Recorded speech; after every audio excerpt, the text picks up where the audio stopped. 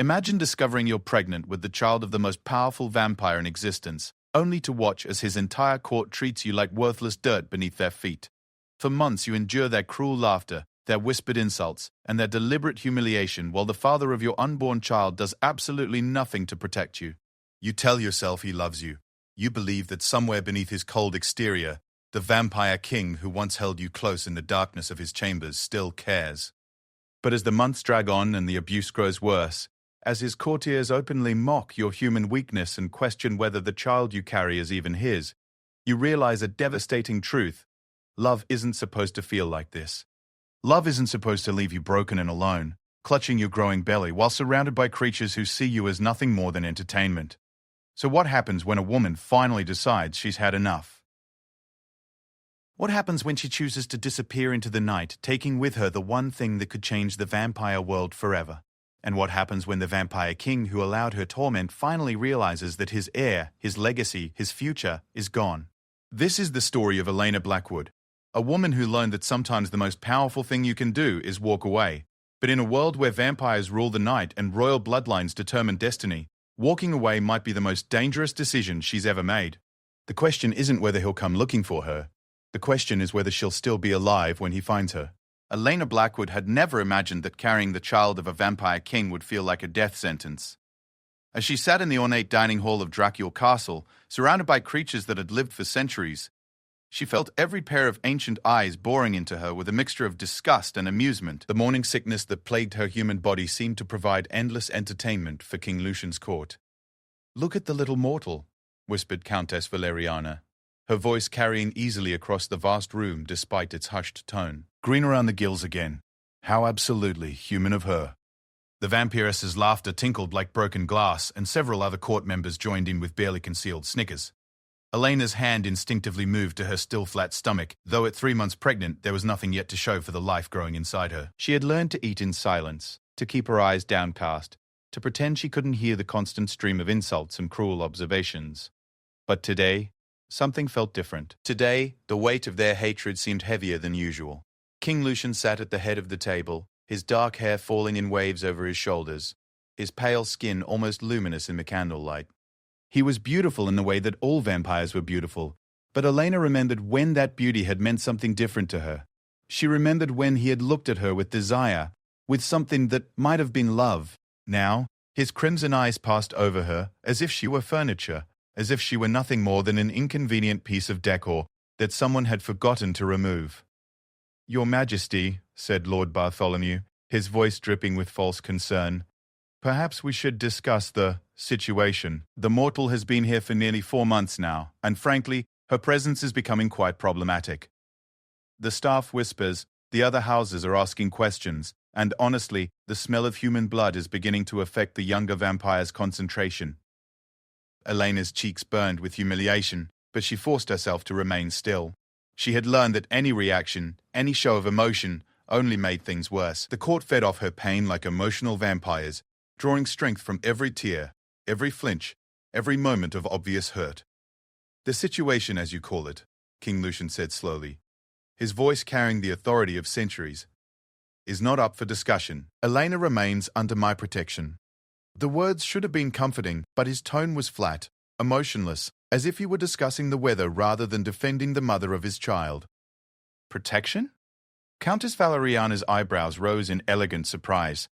"Is that what we're calling it? Because from where I sit, it looks more like charity. And expensive charity at that. Do you know how much it costs to feed a human? The grocery bills alone are astronomical." The court erupted in laughter, and Elena felt something inside her chest crack a little more. She knew they were exaggerating. She knew her food costs were minimal compared to the vast wealth of the vampire kingdom, but the message was clear. She was a burden, an expense, an unwanted mouth to feed. "Perhaps," suggested Lady Morwen, her silver hair gleaming like moonlight, "we could arrange for more suitable accommodations. There are lovely human settlements just outside our territory." "Surely the mortal would be more comfortable among her own kind." "Yes," agreed Lord Ashworth, his fangs glinting as he smiled. "We could set her up quite nicely. A small cottage, a modest allowance. She could live out her human lifespan in peace, and we could all return to more important matters." Elena's breath caught in her throat. They were talking about her as if she weren't sitting right there. as if she were a pet that had outgrown its usefulness. But worse than that, King Lucian wasn't saying anything. He wasn't defending her, wasn't shutting down their cruel suggestions, wasn't showing even the slightest bit of concern for what they were proposing. "The child," she whispered, her voice barely audible in the vast room. "What about the child?" The silence that followed was deafening. Every vampire in the room turned to stare at her, their expressions ranging from surprise to outright offense. It was the first time she had spoken during a court meal in weeks, and her audacity in mentioning the pregnancy was clearly shocking to them. "What about it?" Countess Valeriana asked, her tone sharp enough to cut glass. "Assuming, of course, that it is indeed His Majesty's child. One can never be entirely certain with humans, can one? They are rather indiscriminate in their affections." Elena felt the words hit her like physical blows. They were questioning the paternity of her child, questioning her faithfulness, questioning everything about her relationship with their king, and still, Lucian said nothing. Still, he sat there like a statue, beautiful and cold, and utterly indifferent to her humiliation. "I have never been with anyone else," Elena said, her voice growing stronger, despite the tremor of emotion threatening to break it. "Never. This child is King Lucian's heir, whether you choose to believe it or not." Lord Bartholomew leaned forward, his eyes glittering with malicious interest. "Heir? My dear girl, you seem to have some rather grand delusions about your importance here. Even if the child is His Majesty's, it would be half-human. Half-breed. Hardly heir material. Half-breeds are abominations," added Lady Morwen with a delicate shudder. "Creatures that belong to neither world, accepted by neither species. Surely you wouldn't want to condemn an innocent child to such a fate?" Elena's hands clenched into fists beneath the table. She wanted to scream, wanted to leap up and defend her unborn child with every fiber of her being, but she knew that any outburst would only prove their point about human emotional instability. Instead, she looked toward Lucian, silently begging him to say something, anything, in defense of their child. He met her gaze for the first time in weeks, and for a moment, Elena thought she saw something flicker in his crimson eyes. Something that might have been regret, or pain, or even love. But then his expression smoothed back into its usual mask of indifference, and he looked away. "Elena will remain here until the child is born," he said finally, his voice carrying a note of finality. "After that, we will reassess the situation." The court exchanged meaningful glances, and Elena realized with growing horror that they had already made up their minds. They had already decided that she was temporary, that the child was disposable, that both of them were problems to be dealt with, rather than family to be protected. "Of course, Your Majesty," Countess Valeriana said smoothly. "We live to serve your wishes, though perhaps in the meantime, we could arrange for the mortal to take her meals elsewhere. The sight of human food is rather disturbing to some of our more sensitive members." Lucian nodded absently, already turning his attention to other matters. "Do whatever you think best." Elena felt the final piece of her heart shatter. He didn't care. After everything they had shared, after all the nights they had spent together, after the promises he had whispered in the darkness, he simply didn't care what happened to her. She was nothing more than an inconvenience to be managed, a problem to be solved by his efficient court. The rest of the meal passed in a blur of whispered insults and cruel observations. Elena tried to eat, knowing she needed the nutrition for her baby, but every bite tasted like ash in her mouth. She could feel their eyes on her, could hear their barely concealed laughter, could sense their growing confidence that their king would eventually see reason and dispose of his human problem. When the meal finally ended, Elena rose on unsteady legs, her head spinning from the emotional assault she had endured. She made it halfway to the door before Countess Valeriana's voice stopped her cold. "Oh, and Elena, dear," the vampiress called out sweetly, "do try to be more careful with your appearance. You're representing the royal household now, and, frankly, you look rather rough around the edges. We can't have the staff thinking we don't take proper care of our guests." The laughter that followed Elena out of the room echoed in her ears like the sound of her own funeral. She stumbled through the castle corridors, past tapestries that depicted centuries of vampire nobility, past portraits of kings and queens who had ruled with iron fists and iron hearts. She had once thought she might join their ranks, had once believed that carrying Lucian's child would make her part of their world. Now she understood the truth. She would never be one of them. Her child would never be accepted. And Lucian, The man she had loved with every fiber of her being had made his choice. He had chosen his court over her, chosen his kingdom over their family, chosen his reputation over her heart. That night, alone in the opulent chambers that had once felt like a sanctuary, Elena made a decision that would change everything. She placed both hands on her stomach, feeling for any sign of the life growing inside her, and whispered a promise that would shake the foundations of the vampire world. "I won't let them hurt you," she said to her unborn child. "I won't let them make you feel worthless or unwanted or less than what you are. You are the child of a king, and you deserve better than this." We both deserve better than this. As the castle settled into its daytime slumber, as the vampires retreated to their coffins and dark chambers, Elena began to plan. She had 6 months before the baby was born. 6 months to figure out how to escape a castle full of creatures who could move faster than human eyes could follow, who could track her scent across continents, who commanded resources and power beyond her wildest imagination. But Elena Blackwood had not survived 3 months in a vampire court by being weak or helpless. She had learned to be patient, to be observant, to be cunning. And now, with her child's future hanging in the balance, she would learn to be something even more dangerous. She would learn to be desperate. The weeks following that disastrous dinner brought a new level of cruelty that Elena hadn't thought possible. True to Countess Valeriana's suggestion, she was no longer permitted to eat with the court. Instead, her meals were delivered to her chambers by servants who looked at her with barely concealed pity, as if she were a condemned prisoner awaiting execution. But the isolation from formal meals didn't protect her from the court's attention. If anything, it seemed to embolden them. They would find her in the library, where she spent most of her days reading about vampire history and culture, and make their cutting remarks with theatrical casualness. "Oh, how studious," Lady Morwen would say, discovering Elena hunched over an ancient tome. "Learning about your betters, are we? How quaint.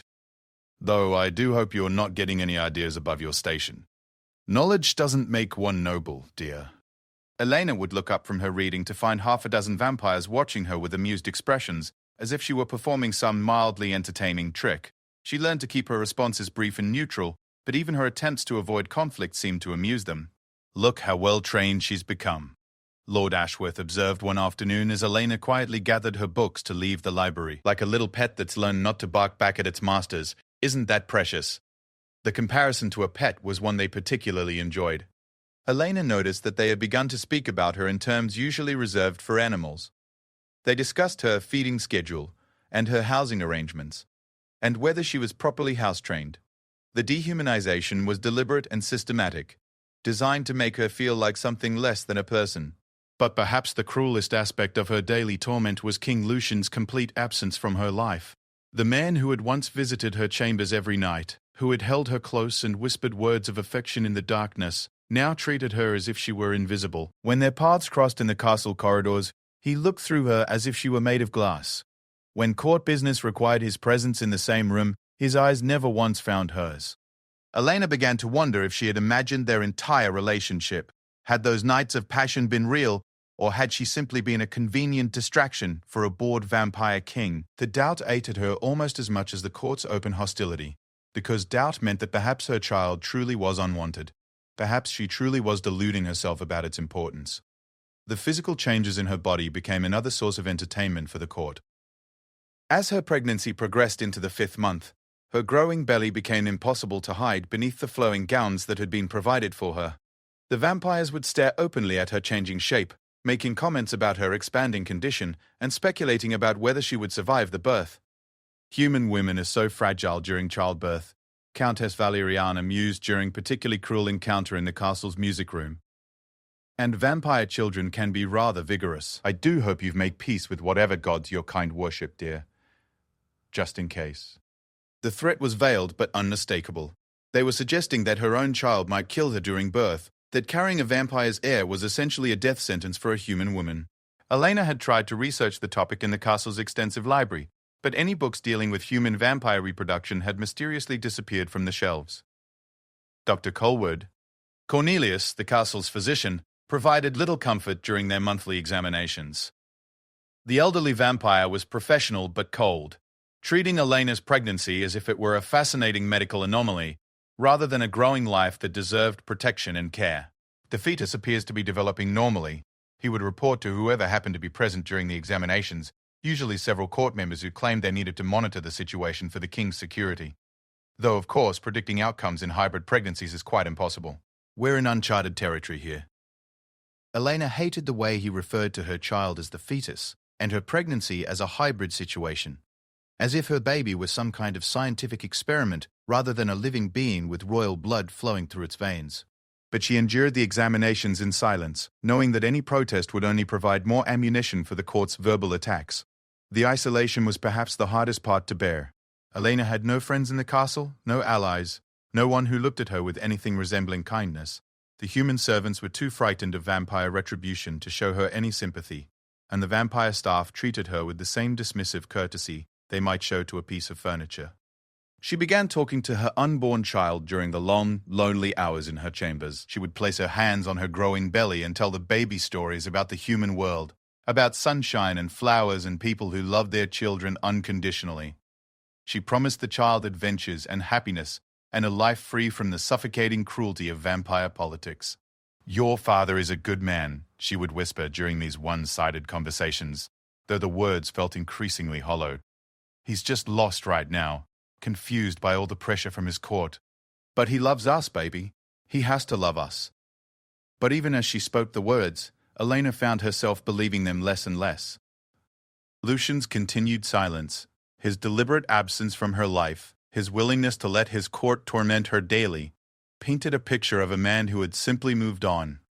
Perhaps she had been nothing more than a temporary fascination, a human curiosity that had lost its novelty. The breaking point came during the 6th month of her pregnancy, when Elena discovered that the court had been making concrete plans for her future without any intention of consulting her or the king.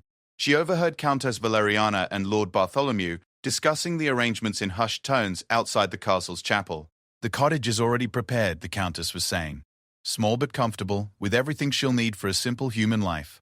Far enough from the castle that you won't be a constant reminder, but close enough that we can monitor the situation if necessary." "And the child?" Lord Bartholomew asked. "Will remain here, of course. We can't have it raised by a human, developing sentimental attachments to mortality. The child's loyalty must be to the vampire nation, not to its birth mother." Elena felt the ground shift beneath her feet as the full horror of their plan became clear. They intended to take her baby away from her immediately after birth. They were planning to exile her to some remote cottage, while they raised her child to view her as nothing more than an inconvenient biological necessity. The rage that rose in Elena's chest was unlike anything she had ever experienced. It wasn't the helpless anger of someone being mistreated, it was the fierce, protective fury of a mother whose child was being threatened. For the first time in months, she felt truly alive, truly powerful, truly ready to fight. That night, she made her way through the castle's winding corridors to the king's private chambers. She had avoided this wing of the castle since their relationship had ended, partly out of respect for his clear desire to avoid her, but mostly because seeing the rooms where they had once been happy was too painful to bear. The guards at his door looked surprised to see her, but didn't try to stop her from entering. Perhaps they had received no orders about keeping her away, or perhaps they simply didn't consider a pregnant human woman to be any kind of threat to their vampire king. Lucian was standing by the tall windows that overlooked his kingdom, his silhouette dark against the moonlit sky. He didn't turn when she entered, but she could see his reflection in the glass, could see the way his jaw tightened at her approach. "Elena," he said quietly, his voice carrying none of the warmth she remembered. "You shouldn't be here." "Your court is planning to take my baby away from me," she said, without preamble. She had no patience for small talk or diplomatic niceties. Her child's future was at stake, and she needed to know where her former lover stood. Lucian's reflection showed no surprise, no shock, no outrage at this revelation. His expression remained perfectly controlled, perfectly neutral, and Elena realized with growing horror that he already knew. He had known about their plan all along. "The child will need proper guidance," he said finally, still not turning to face her. "Vampire education, vampire training, vampire values, you cannot provide those things." "I can provide love," Elena said, her voice breaking despite her determination to remain strong. "I can provide acceptance and security and a mother's protection. Isn't that worth anything?" "Doesn't that matter at all?" Now he did turn, and Elena wished he hadn't. His crimson eyes were cold, distant, looking at her with the same indifference he might show to a stranger. The man who had once traced her face with gentle fingers, who had whispered her name like a prayer, who had told her she was beautiful and precious and worth everything to him, was gone. In his place stood a vampire king, calculating and cruel and utterly without mercy. "You are human," he said simply, as if that explained everything. "You will age and weaken and die, probably within the next 50 years if you're fortunate. The child will live for centuries, perhaps millennia. Your influence would be brief and ultimately insignificant. My court's influence will shape the child's entire existence." Elena stared at him, searching for any trace of the man she had fallen in love with. "What happened to you?" she whispered. "What happened to the person who told me that love could bridge any gap, who said that our differences made us stronger, not weaker?" Something flickered in his eyes then, something that might have been pain or regret, but it was gone so quickly that Elena wondered if she had imagined it. "I grew up," Lucian said coldly. "I remembered my responsibilities to my kingdom, to my people, to the vampire race. Personal feelings are a luxury I cannot afford." "Personal feelings?" Elena's voice rose despite her efforts to control it. "Is that all I was to you? A personal feeling to be discarded when it became inconvenient?" Lucian moved closer, and for a moment Elena thought he might reach for her, might show some sign of the affection they had once shared. Instead, he stopped just close enough that she could see the complete absence of love in his beautiful, terrible face. "You were a mistake," he said quietly, each word delivered with surgical precision. "A momentary lapse in judgment that I have spent months trying to correct. The child is valuable because it carries vampire blood, but you are simply the vessel that delivered it. Nothing more." The words hit Elena like physical blows, leaving her gasping and reeling. But even through the pain, even through the devastation of hearing her worst fears confirmed, she felt something else rising inside her, something harder and stronger than the love that had brought her to this place. "Then you won't mind if I leave," she said, her voice steady despite the tears streaming down her face. "You won't mind if I take my mistake and my insignificant influence somewhere else?" Lucian's eyes narrowed. "You will not take the child anywhere. The child stays here, regardless of what you choose to do." Elena smiled then, expression so cold and determined that it might have belonged on a vampire's face. "The child is still inside me, Lucian. Still part of my body, still dependent on my life for its survival. If I leave, the child comes with me. And if you or your precious court try to stop me, well, human women have been known to do desperate things when their children are threatened." The threat was clear, and Elena saw understanding dawn in Lucian's eyes. She was telling him that she would rather die than let them take her baby, and her death would mean the death of his heir as well. "You wouldn't," he said, but she could hear the uncertainty in his voice. "Try me," Elena said simply. Then she turned and walked out of his chambers, out of his life, and into a future that she would determine for herself and her child. The war between the vampire king and the woman who carried his heir had officially begun. Elena had exactly 48 hours to plan her escape before the castle would discover her threat to leave was serious. She knew that Lucian would inform his court about their confrontation, knew that they would begin taking precautions to ensure she couldn't disappear with their future heir. Time was running out, and she had no margin for error. The first challenge was gathering resources. Elena had arrived at the castle with nothing but the clothes on her back, and in the months since, she had accumulated little beyond the maternity gowns that the court had provided. She had no money, no transportation, no connections to the outside world. Worse, she had no idea how far the vampire kingdom's influence extended, or where she might find sanctuary from creatures who could track her across continents. But desperation had sharpened her mind, and months of cruel treatment had hardened her resolve. Elena began to study the castle's routines with the calculating eye of a prisoner planning a jailbreak. She noted when the guards changed shifts, when the servants made their rounds, when the vampires retreated to their chambers for their daytime rest. She memorized the locations of every exit, every vehicle, every possible escape route. The castle's human staff became her unwitting allies. Maria, the elderly woman who brought her meals, had always seemed sympathetic to Elena's situation, though fear of vampire retribution kept her from offering overt support. Elena began to engage her in careful conversations, learning about the staff's schedules, the castle's security protocols, and most importantly, the location of the servants' quarters and their access to the outside world. "The laundry truck comes every Tuesday and Friday," Maria mentioned during one of their brief exchanges. "Big thing, takes forever to load all the linens from a castle this size. Driver usually stops for coffee in the kitchen before heading back to town." Elena filed away every piece of information, building a mental map of possibilities and opportunities. She learned that the night guards were fewer in number than the day shift, that the kitchen staff had their own entrance that was less closely monitored, that the castle's vehicles were kept in a garage that connected directly to an underground tunnel leading beyond the main walls. But she also learned that escaping the castle was only the beginning of her problems. The vampires' network of contacts and resources extended far beyond their immediate territory. They had allies in law enforcement, connections in transportation hubs, and informants in human communities for hundreds of miles in every direction. Nowhere to run from creatures like that, Maria whispered one evening as she cleared Elena's dinner dishes. They say the old king once tracked a traitor across 3 countries and 2 oceans. Never found a place they couldn't reach. The words should have been discouraging, but instead they only strengthened Elena's resolve. She wasn't just some random traitor trying to escape persecution. She was carrying the Vampire King's child, and that gave her a unique form of leverage. The vampires needed her alive and healthy until the baby was born, which meant they couldn't simply hunt her down like an animal. Elena began to formulate a plan that was audacious in its simplicity. She would disappear during the chaos of the Tuesday laundry pickup, when the castle was focused on its normal routines and the vampires were deep in their daytime slumber. She would take nothing that could be easily traced, travel only by methods that were difficult to track, and head for places where vampire influence was minimal. The question of where to go required careful consideration. Cities were out of the question, too many cameras and records and ways for powerful creatures to locate someone. Remote areas were tempting, but Elena knew she would need medical care for the birth of her child, and she had no idea what complications might arise from carrying a half-vampire baby. In the end, she decided on a mid-sized town about 600 miles from the castle, far enough to make immediate pursuit difficult, but large enough to have proper medical facilities. She had chosen it almost at random from an old atlas in the castle library, but the randomness was itself a form of protection. If even she wasn't sure where she was going until the last moment, the vampires would have a harder time predicting her destination.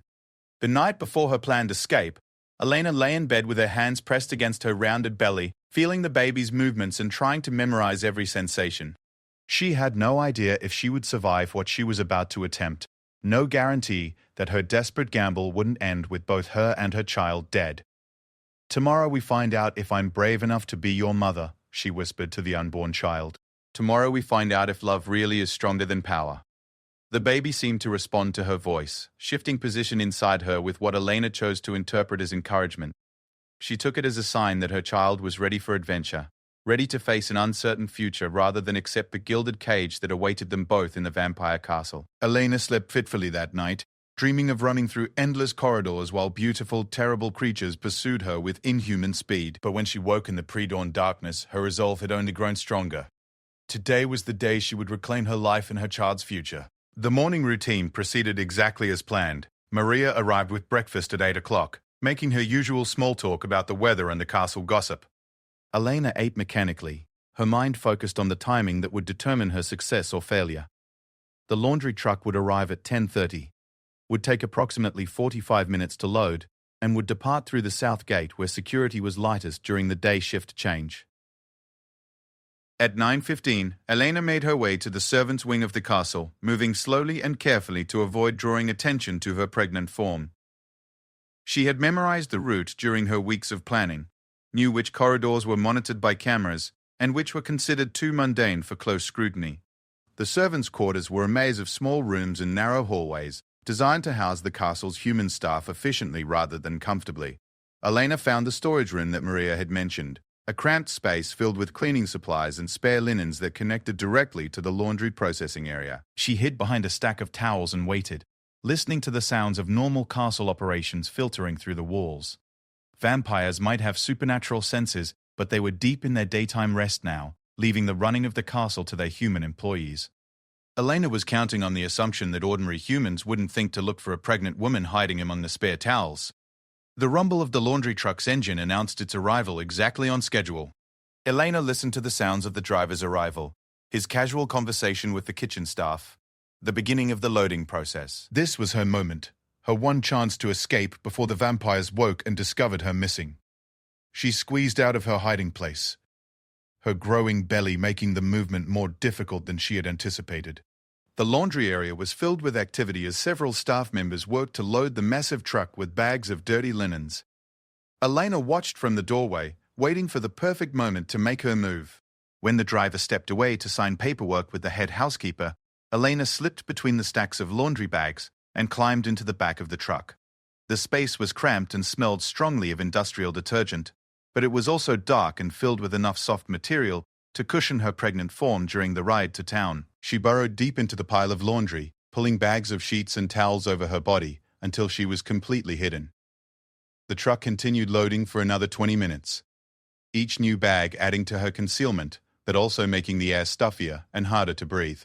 Finally, she heard the truck's doors slam shut and felt the engine start up. The vehicle began to move, and Elena allowed herself to feel the first stirring of hope that her desperate plan might actually work.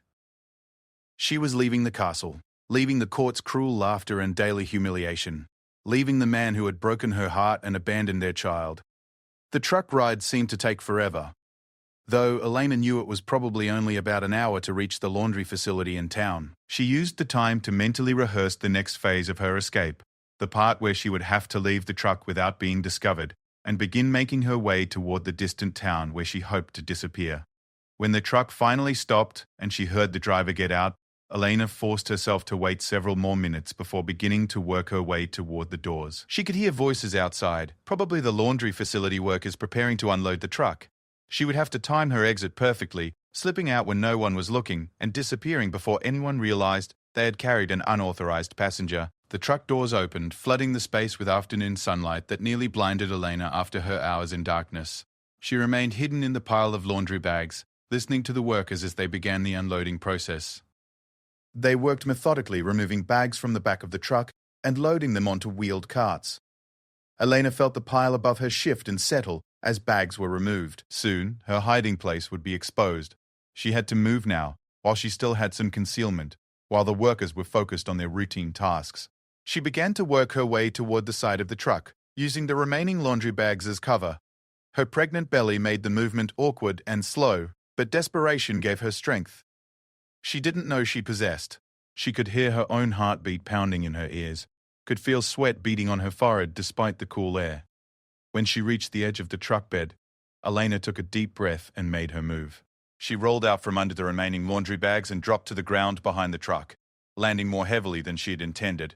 For a terrifying moment, she thought someone must have seen or heard her, but the workers continued their conversations without interruption. Elena looked around quickly, getting her bearings and identifying her escape route. The laundry facility was located on the edge of town, with a wooded area just beyond the parking lot.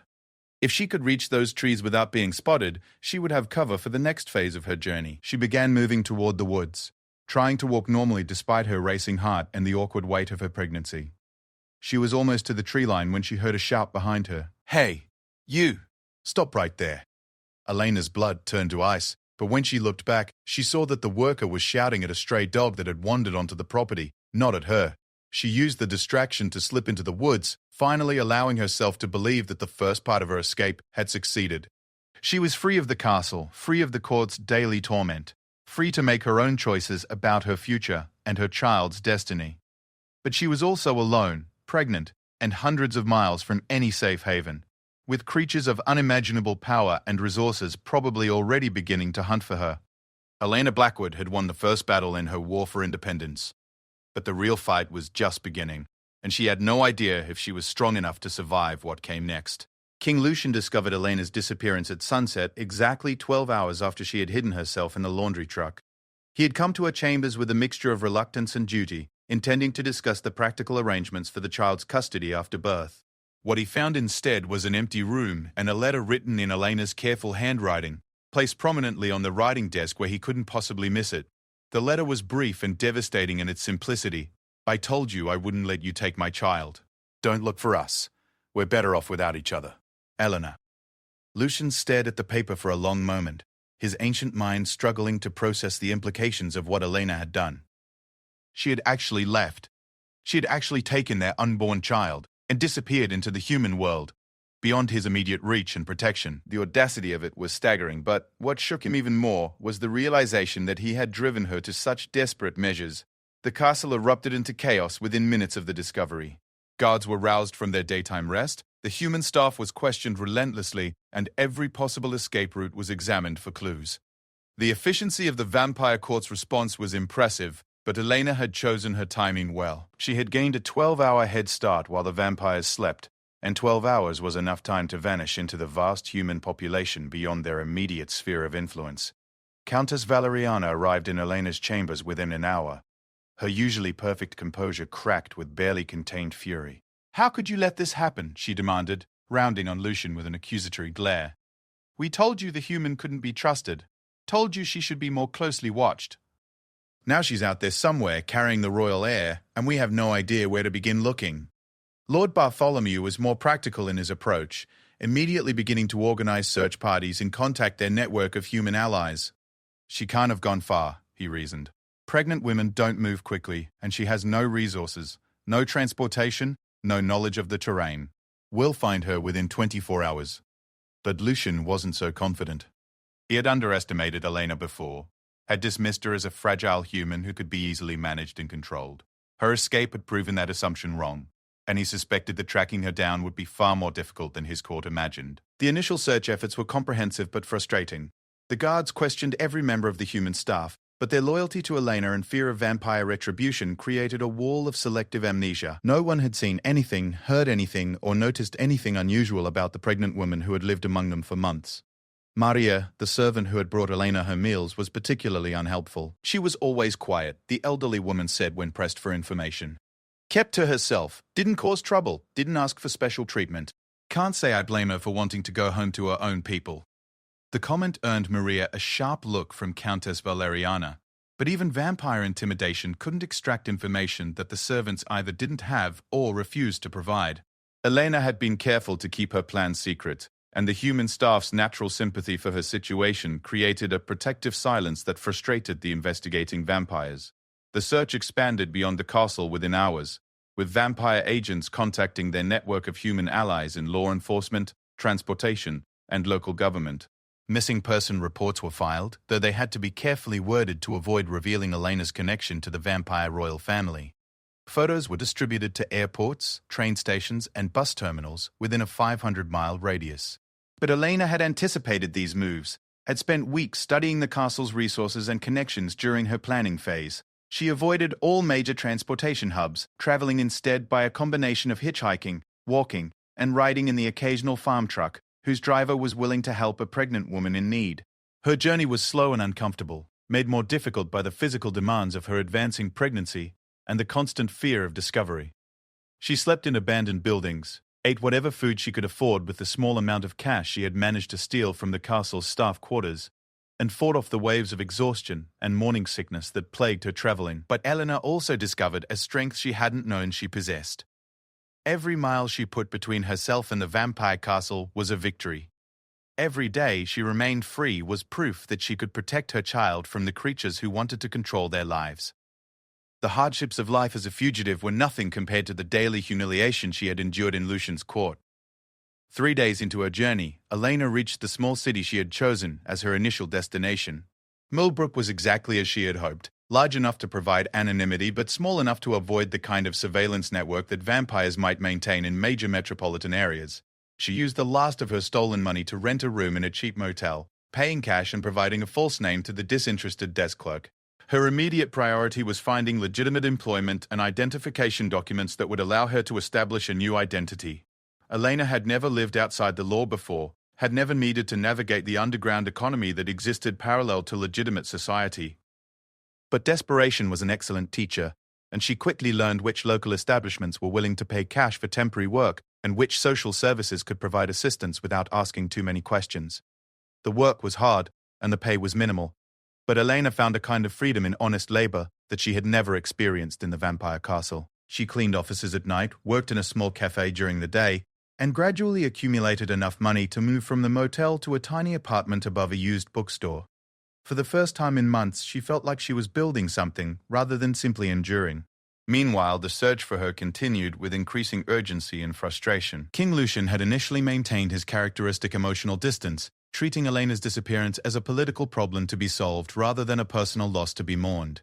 But as days turned into weeks with no trace of her whereabouts, something began to change in the Vampire King's demeanor. He spent hours in his private chambers, staring at the letter Elena had left behind, and trying to understand what had driven her to such desperate measures. He found himself remembering details from their relationship that he had tried to suppress, moments of genuine connection and affection that had existed before political considerations had poisoned everything between them. "You're brooding," Countess Valeriana observed during one of their strategy meetings. "It's unlike you to become emotionally invested in what is essentially a recovery operation. The human is valuable only as a vessel for the heir, nothing more." Lucian's response was sharper than anyone expected. "Elena is not just a vessel. She is the mother of my child, and she deserves better treatment than she received in this court." The silence that followed was deafening. Several court members exchanged glances, clearly disturbed by their king's apparent change of heart regarding the human woman they had spent months tormenting. Lord Bartholomew was the first to speak, his voice carefully neutral. "Your Majesty, we have always acted in the best interests of the crown and the vampire nation. If our approach toward the human was inappropriate, we were merely following what we believed to be your wishes." It was a masterful deflection, placing the responsibility for Elena's treatment back on Lucian while avoiding any direct accountability for their own actions. But Lucian was no longer in the mood for political games and diplomatic language. "My wishes," he said quietly, "were never consulted. You took it upon yourselves to decide how Elena should be treated, and your cruelty has driven away the mother of my heir. If anything happens to her or the child because of your actions, there will be consequences." The threat was unmistakable, and the court members suddenly realized that their persecution of Elena might have permanent repercussions for their own positions and safety. They had assumed that Lucian's silence indicated approval of their behavior, but now it seemed that his indifference had been masking a growing anger that was finally finding its voice. The search efforts intensified after this confrontation, but they also became more careful and humane. The emphasis shifted from capturing a runaway human to protecting a pregnant woman who might be in danger. Resources were redirected toward medical facilities and social services that might provide assistance to someone in Elena's situation. But Elena had learned to be invisible in the human world, to move through society without leaving the kind of paper trail that would allow even dedicated searchers to track her movements. She had created a new identity, built a small but supportive network of friends and acquaintances, and established the kind of ordinary life that was completely outside the vampire court's experience or understanding. By the time her pregnancy reached the 8th month, Elena had found a small house to rent in a quiet neighborhood, where her neighbors knew her as Ellen Black, a young widow who was expecting her first child. She had legitimate employment, prenatal care from a local clinic, and even a few friends who helped her prepare for the birth. The contrast with her previous life couldn't have been more dramatic. Instead of daily humiliation and verbal abuse, she received kindness and support from the humans around her. Instead of uncertainty about her child's future, she could make plans and preparations without fear that someone would simply take her baby away. But Elena also knew that her escape was temporary, that eventually the vampires would expand their search and begin looking in smaller communities like Millbrook. She used her final month of pregnancy to prepare for the possibility of having to run again, creating backup plans and emergency resources that would allow her to disappear quickly if necessary. She also spent time writing letters to our unborn child, documenting the story of their escape and the reasons why she had chosen a life of uncertainty over the security of the vampire castle. She wanted her son or daughter to understand that love sometimes required difficult choices, that protecting someone didn't always mean keeping them close. "Your father is a good man who made bad choices," she wrote in one letter. His court convinced him that power was more important than love, that tradition was more valuable than happiness. But you don't have to make the same mistakes. You can choose to be better than both of us. As Elena's due date approached, she finally allowed herself to hope that she might actually succeed in creating a new life for herself and her child. The vampire surge seemed to have moved on to other areas. Her new identity appeared to be secure, and she had built a support system that would help her through the challenges of single motherhood. But Elena had underestimated both the persistence of vampire tracking abilities and the depth of King Lucian's determination to find his missing heir. Just as she began to believe she was truly safe, forces were already moving that would bring her carefully constructed new world crashing down around her. Elena went into labor on a Tuesday morning in late autumn, exactly 9 months after her escape from the vampire castle. The contractions started slowly, giving her time to make her way to the small community hospital where she had been receiving prenatal care, under her assumed identity. Sarah Chen, the obstetrician who had been monitoring her pregnancy, was surprised by how calm and composed Elena seemed, despite being a first-time mother facing labor alone. "Are you sure there's no one you want me to call?" "Doctor," Chen asked as Elena was settled into a delivery room. No family members, no friends who could be here to support you. Elena shook her head, gripping the bed rails as another contraction washed over her. It's just me and the baby, she said through gritted teeth. We'll be fine on our own. But even as she spoke the words, Elena couldn't shake the feeling that something was wrong. The labor was progressing normally according to the medical staff, but she sensed a strange energy in the air, an electricity that seemed to build with each contraction. She had spent months wondering what it would be like to give birth to a half-vampire child, and now she was about to find out. The birth was unlike anything the medical staff had ever witnessed. Elena's labor was intense but remarkably swift, as if the baby was eager to enter the world. But more unusual were the subtle supernatural phenomena that accompanied the process. Lights flickered in the delivery room, electronic monitors displayed erratic readings, and several staff members reported feeling dizzy or disoriented at crucial moments. Dr. Chen maintained her professional composure, but Elena could see the confusion and concern in the physician's eyes. This wasn't a normal birth, and everyone in the room could sense it, even if they couldn't understand what they were experiencing. When the baby finally emerged, the delivery room fell into an awed silence. The child was beautiful in the way that vampire children were beautiful, with pale skin that seemed to glow with inner light, and eyes that were already alert and aware in a way that newborns' eyes shouldn't be. But there was also something undeniably human about the baby, a warmth and vitality that pure vampire children lacked. It's a boy, Dr. Chen announced, though her voice carried a note of wonder that suggested she was seeing something extraordinary rather than routine. Elena reached for her son with trembling hands, and the moment she touched him, she felt a connection that was deeper and stronger than anything she had ever experienced. This was her child, her heir, her legacy to the world. He was perfect and powerful and completely hers, and she would die before she let anyone take him away from her. "Hello, Alexander," she whispered to the baby, using the name she had chosen months earlier. It meant defender of mankind, and she hoped it would prove prophetic for her son's future. The baby seemed to respond to her voice, his unusual eyes focusing on her face with an intensity that was both thrilling and slightly unsettling. Eleanor had the distinct impression that her newborn son was studying her, learning her, imprinting her image and voice in a mind that was already far more developed than any human infant should be. But even as Elena marveled at her son's extraordinary nature, she couldn't ignore the growing sense of urgency that had been building throughout the day. The supernatural energy that had surrounded Alexander's birth was like a beacon, a psychic signature that any vampire with tracking abilities would be able to sense from considerable distance. "I need to leave," Elena told Dr. Fogg Chen as soon as the immediate medical procedures were completed. "Tonight. Can you discharge us early?" Dr. Chen frowned, clearly concerned about the medical advisability of such a quick departure. "Elena, you've just given birth. You need time to recover, and the baby needs observation to make sure there are no complications. I really can't recommend leaving the hospital for at least 24 hours. Please," Elena said, her voice carrying a desperation that she couldn't entirely hide. "I know it sounds crazy, but we're not safe here. I need to take Alexander somewhere secure, somewhere we can't be found." The physician's frown deepened, and Elena realized that her request was raising red flags about her mental state and fitness as a mother. She forced herself to sound calmer, more rational, as she tried to explain without revealing the supernatural truth of their situation. "My ex-boyfriend is dangerous," she said carefully. "Controlling and possessive. He doesn't know about the baby yet, but if he finds out, he'll try to take Alexander away from me. I've been hiding from him for months, but I think he might be getting close to finding us." It was close enough to the truth that Elena could say it convincingly, and Dr. Ketch had said. Chen's expression shifted from medical concern to human sympathy. Domestic violence and custody disputes were unfortunately common scenarios in the physician's experience, and Elena's fear seemed genuine and reasonable. "All right," Dr. Chen said finally. "If you're really concerned about safety, I can arrange for an early discharge with follow-up care instructions. But you'll need to promise me that you'll seek medical attention if you or the baby experience any problems." Elena nodded gratefully, already mentally preparing for the next phase of her escape. She had hoped to have more time to recover and plan, but Alexander's birth had created a supernatural signature that would eventually draw vampire attention to Millbrook.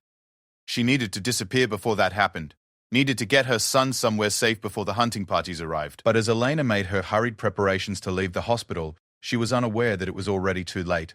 The psychic energy of Alexander's birth had indeed created a beacon, and that beacon had been detected by creatures with centuries of experience in tracking supernatural phenomena. King Lucian felt the moment of his heir's birth like a physical blow, a sudden surge of power and recognition that nearly drove him to his knees. He was standing in the castle's war room, studying maps and coordinating search efforts, when the sensation hit him. Every vampire in the room felt it too. A pulse of energy that announced the arrival of a new member of their kind. "The child," Countess Valeriana whispered, her eyes wide with amazement. "The heir has been born." Lucian was already moving, his supernatural senses locked onto the source of the psychic signature. "Millbrook," he said with absolute certainty. "She's in Millbrook, about 600 miles northwest of here." The court erupted into activity, but Lucian barely noticed their frantic preparations for departure. His mind was focused entirely on Elena and the child she had just brought into the world. His son, his heir, the future of the vampire kingdom, now vulnerable and exposed in the human world without protection or guidance. But beneath the political calculations and dynastic concerns, Lucian felt something else stirring in his chest. Something that felt suspiciously like joy and relief, and a desperate longing to see the woman who had carried his child through months of danger and uncertainty. The vampire delegation that raced towards Millbrook was the fastest and most powerful group that had ever been assembled for a single mission. They traveled by helicopter and private jet, covering the distance in a matter of hours, rather than the days it would have taken by conventional means. Lucian led the group personally, his determination to reach Elena and the child overriding any concerns about leaving the castle or exposing himself to potential dangers. They arrived in Millbrook just as Elena was being discharged from the hospital, but their supernatural senses immediately detected her presence and the unmistakable psychic signature of the newborn heir. The hunt that had lasted for months was finally over, but the real confrontation was just beginning.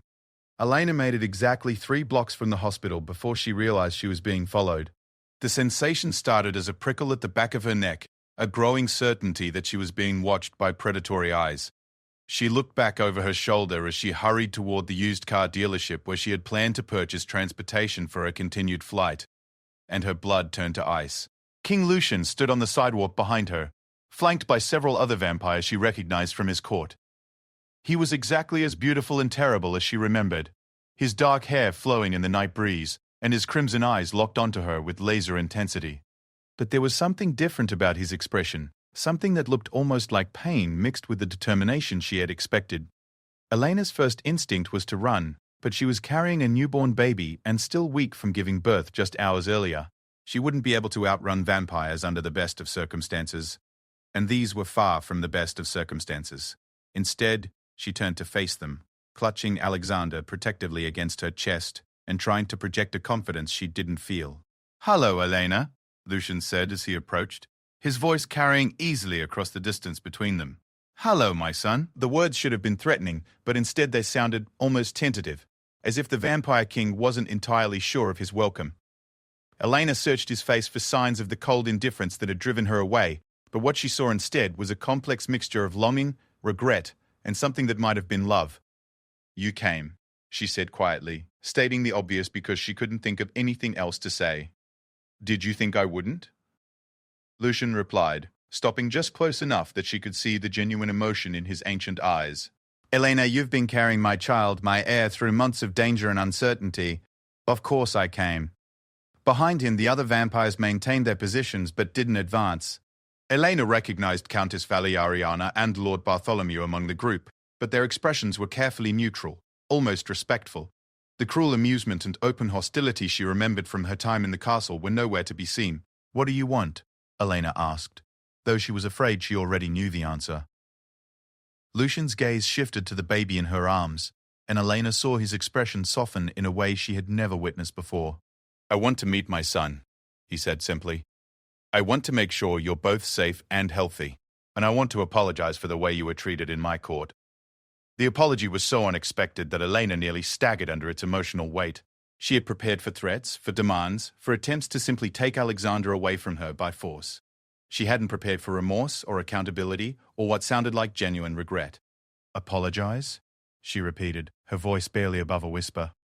Lucian nodded, and when he spoke again, his words carried the weight of months of reflection and growing self-awareness. "I failed you, Elena. I failed both of you. I allowed my court to treat you with cruelty and disrespect. I ignored your needs and feelings, and I made you feel so unwelcome and threatened that you risked everything to escape. I'm sorry." "I'm more sorry than I can possibly express." Eleanor felt tears beginning to build in her eyes, but she forced them back. She couldn't afford to be vulnerable now, couldn't let her guard down just because Lucian was saying the words she had dreamed of hearing for months. "Sorry doesn't change what happened," she said, her voice stronger than she felt. "But tell." "Sorry doesn't erase months of humiliation and threats and fear. Sorry doesn't guarantee that things will be different if I go back with you." "You're right," Lucian said immediately. "Words alone aren't enough. But Elena, please, give me a chance to show you that things can be different. Give me a chance to be the partner you deserve from the beginning, the father our son needs, the man you fell in love with before everything went wrong." Elena looked down at Alexander, who was sleeping peacefully in her arms despite the supernatural tension surrounding them. Her son deserved to know his father, deserved to understand his heritage, and his place in both the human and vampire worlds. But he also deserved to be protected from the kind of toxic environment that had nearly destroyed his mother's spirit. "Things would have to change," Elena said finally, looking back up at Lucian with steel in her voice. "Really change. Your court, your castle, the way decisions are made, the way I'm treated, everything. I won't raise my son in an environment where he learns that power is more important than love, that cruelty is acceptable as long as it serves political purposes." Lucian nodded eagerly, hope beginning to show in his ancient eyes. Anything you want. "Any changes you think are necessary. Elena, you and Alexander are the most important things in my world now. Nothing else matters compared to having you both safe and happy." Behind him, Countess Valiana's expression flickered with something that might have been displeasure, but she remained silent. The other court members also kept their opinions to themselves, apparently understanding that their king had made his choice and that their own positions now depended on accepting that choice gracefully.